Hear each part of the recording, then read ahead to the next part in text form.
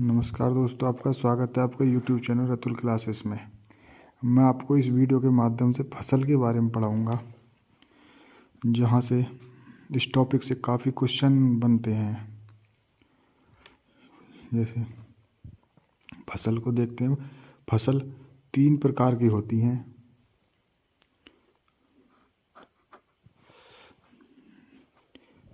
Number 1 रबी की फसल,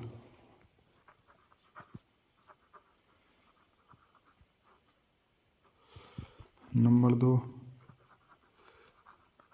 खरीफ की फसल,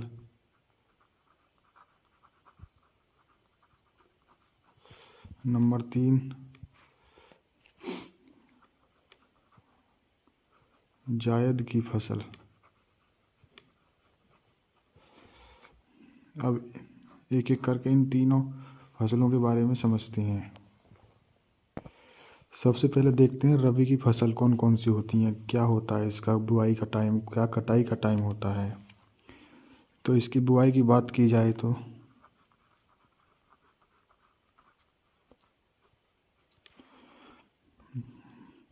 यह अक्टूबर से नवंबर, इसका बुआई पीरियड है अक्टूबर से नवंबर तक, यानी अक्टूबर नवंबर में बोई जाती है। यानी बोने के टाइम पर तापमान जो कम तापमान होता है चाहिए, टेम्परेचर कम चाहिए।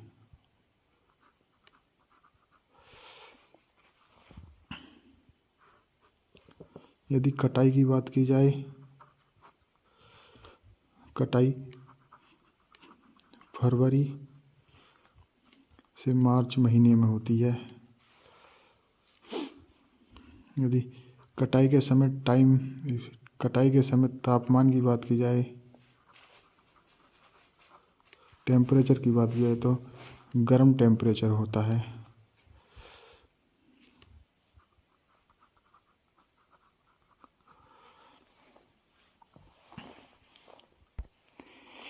इसकी रबी की फसलों के बारे में बात की जाए तो कौन कौन सी इसके अंतर्गत फसल आती हैं, तो जैसे गेहूँ है, चना है, मटर है, सरसों है, आदि फसल आती हैं इसके अंतर्गत। अब देखते हैं, यदि खरीफ की फसल की बात की जाए तो यह बुआई जून से जुलाई महीने में होती है। जून से जुलाई महीने में बुआई होती है खरीफ की फसलों की।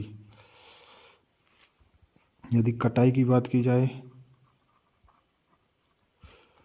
कटाई सितंबर से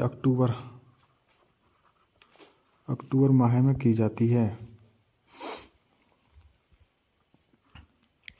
यदि इन फसल की बात की जाए तो इसमें कौन कौन सी फसलें आती हैं, जैसे चावल है, ज्वार है, मक्का है, कपास है, गन्ना है, जूट, बाजरा, अरहर, मूंग, उड़द आदि फसल इसके अंतर्गत आती हैं, खरीफ की फसल के अंतर्गत। अब देखते हैं जायद की फसल के बारे में। जायद की फसल कौन कौन सी फसल आती हैं, कब इसका टाइम पीरियड होता है बोने का। यदि बुआई की बात की जाए,